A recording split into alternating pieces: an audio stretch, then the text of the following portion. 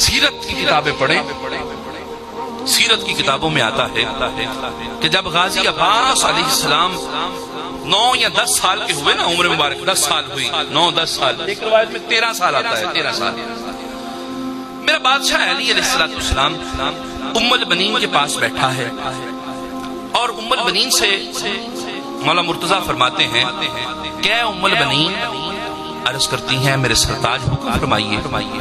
بادشاہ فرماتا ہے کہ غازی عباس 10 یا 13 سال کا ہو گیا، جوان ہو گیا ہے، مشقیں اس کی پوری ہو گئی ہیں، سروس اس کی کمپلیٹ ہے، جو گر میرے پاس ہے میں نے اسے سکھا دیے، حسن نے اس کی تربیت کر دی ہے، حسین نے اس کو سب کچھ سکھلا دیا ہے، اب کیوں نہ اس کا امتحان لیا جائے؟ امتحان لینا بنتا ہے نا بھائی، غازی عباس کا امتحان ہو۔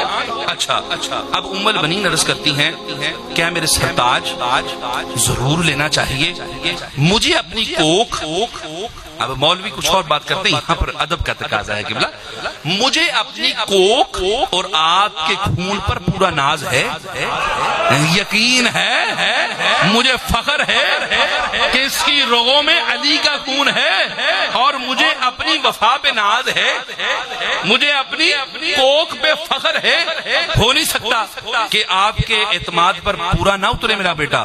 اچھا عباس، اب یہ بھی روایت قبلہ، غازی عباس جب بھی مولا مرتضیٰ کے سامنے آتے، امام حسن، امام حسین، جناب زینب کے سامنے آتے نا، یہ روایت اتھینٹک، تو غازی عباس علیہ السلام ہاتھوں کو باندھ کر، نظروں کو جھکا کر عرض کرتے مولا حکم فرمائیے، مولا حکم فرمائیے، عباس تمہارا امتحان ہے، تو میرا شیر ہے۔ عرض کی مولا میرے بابا یہ آپ کی عزت افزائی ہے، کیا آپ مجھ پہ فخر فرما رہے ہیں؟ حکم فرمائیں۔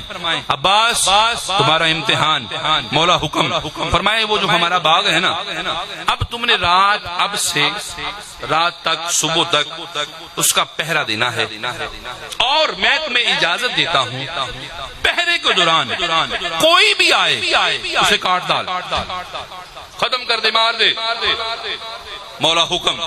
اب غازی عباس نے ماں کے قدموں کو ہاتھ لگایا، بابا کے ہاتھوں کو بوسہ دیا، ذوالفقار نکالی، باغ کی طرف چل پڑے۔ اب غازی عباس جا رہا ہے باغ کے باہر، اب کیا ہوتا ہے؟ غازی ادھر سے ادھر، ادھر سے ادھر، لکھنے والے نے بڑا کمال کیا قبلہ، غازی عباس ادھر سے ادھر، ادھر سے ادھر، لکھنے والا لکھتا ہے ہوا تھم تھم کے چلنے لگی، جنات نے اپنا رخ بدل لیا، چرند اور پرند تھم گئے، پیچھے ہٹ گئے، انسان تو پیچھے تھا ہی، یہ چیزیں بھی رک گئی۔ اب جنوں نے آپس میں کہا آگے نہیں جانا، غازی عباس ہے، پرندوں نے کہا آگے نہیں جانا، غازی عباس کا پہرا سخت ہے، ہوا اپنے رخ کو بدل رہی ہے، غازی عباس ادھر سے ادھر، ادھر سے ادھر۔ اب کیا ہوتا ہے؟ شام گزری، رات کا پہلا پہر گزرا، رات کا دوسرا پہر گزرا، رات کا تیسرا پہر شروع ہو گیا۔ اب غازی عباس بالکل ایکٹیو، دھیان بالکل ایکٹیو ہو کر ادھر سے ادھر، ادھر سے ادھر۔ کیا ہوتا ہے کہ ایک دور سے گھوڑ سوار آیا، رات کا وقت، ہلکی ہلکی چاندنی کی روشنی، گھوڑ سوار آیا، چہرے پر نقاب ہے، آگے آیا، اب باغ میں داخل ہونے لگا۔ غازی نے آواز دی خبردار اجنبی، اجنبی آگے نہ بڑھنا، آج اس باغ کا پہرا غازی عباس دے رہا ہے، آگے نہ بڑھنا۔ کیوں بھائی؟ اجنبی وہ آگے چلنے شروع ہو گیا، اور بڑا، پھر اجنبی سنو، میرے بابے نے مجھے اجازت بھی دی ہے کہ جو بھی آئے کاٹ دینا، قتل کر دینا۔ اجنبی خیریت چاہتے ہو نا تو پیچھے مڑ جاؤ، آج غازی عباس کا پہرا ہے، غازی کی تلوار ننگی ہے، بعد میں ذمہ داری میری نہیں ہوگی، پیچھے مڑ جا، بے گناہ مارا جائے گا۔ اب وہ جو اجنبی تھا بڑا آگے، حتیٰ کہ وہ باغ میں داخل ہو گیا۔ اجنبی ابھی بھی خیر منا، ہم بنی ہاشم ہیں، ہم بلا وجہ قتل نہیں کرتے، بلا وجہ ظلم نہیں کرتے، لیکن میرے بابے کا حکم ہے جو بھی آئے قتل کر دینا، جو بھی آئے مار دینا، چھوڑنا نہیں۔ اس لیے آخری وارننگ، لاسٹ وارننگ ہے، پیچھے ہٹ جا۔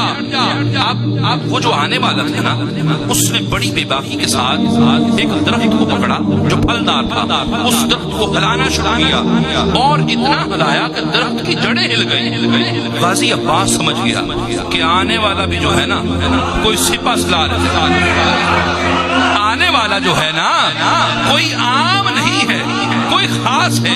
غازی نے تلوار نکالی، لے اجنبی میں آ رہا ہوں، غازی کی تلوار چلی، ادھر سے وجہ اجنبی نے تلوار نکالی، اب تلواروں سے تلواریں ٹکرانے لگی، جب ایک تلوار ٹکرائی دوسری آئی، دوسری ٹکراتی پہلی آئی، اور پھر یہ معاملہ شروع ہوا۔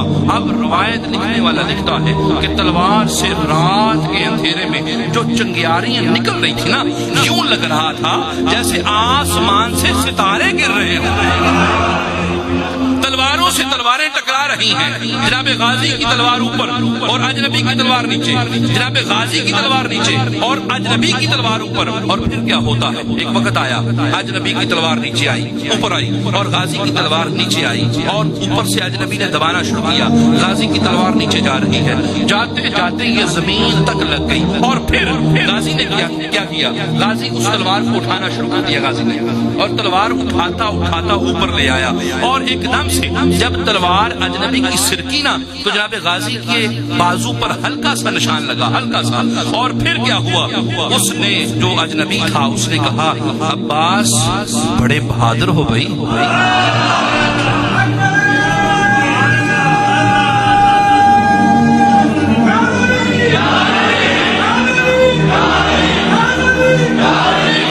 عباس بڑے بہادر ہو یاد، مگر عباس ابھی ہم سے چھوٹے ہو۔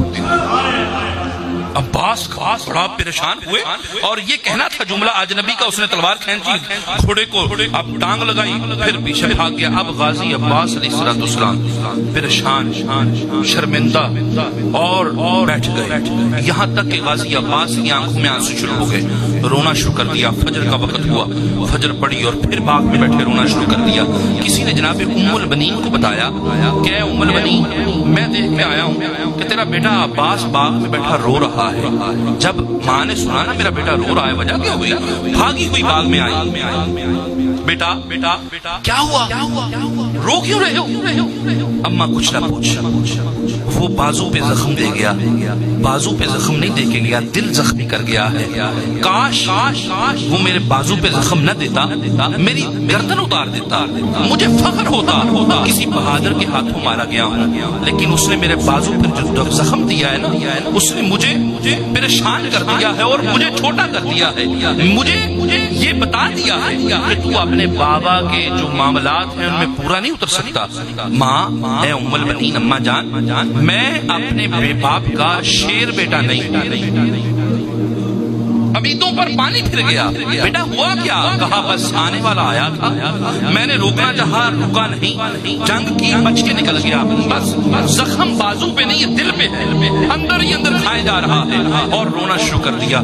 کچھ وقت گزرا، مرتضیٰ بادشاہ تشریف فرما ہوئے، جناب علی آ رہے ہیں، عباس اور میرے شیر بیٹے عباس۔ اب جناب غازی عباس نے جب بابا کی آواز سنی نا، بجائے چپ ہونے کے اور رونا شروع کر دیا۔ عباس او میرے شیر بیٹے، کیا ہوا؟ ابا جان بس میں آپ کی امیدوں پہ پورا نہیں اترا، ابا جان مجھے معاف کر دیجئے، ابا جان میں ناکام ہو گیا، ابا جان امتحان میں فیل ہو گیا۔ کہا نہیں عباس کھڑا ہو، عباس کھڑے ہوئے، عباس کو گلے لگایا، کہا عباس تو فیل نہیں ہوا، تو کامیاب ہوا ہے۔ ابا جان وہ کیسے؟ وہ آیا، آگے اس بہادری سے مجھ سے لڑا اور مجھ سے نکل بھی گیا، اور میں ہار گیا اور میں ناکام ہو گیا۔ عباس سن، تو ہارا نہیں ہے، عباس سن، علی نے مرحب کو بچھاڑا، علی نے خیبر کو گرایا، علی نے اندر کے 2 ٹکڑے کیے، علی نے عبدود کو قتل کیا، لیکن علی کے بازو میں کبھی لغزش نہیں آئی۔ عباس تیرے وار میں وہ دم تھا کہ علی کے بازو میں کپ کپی داری ہو گئی تھی.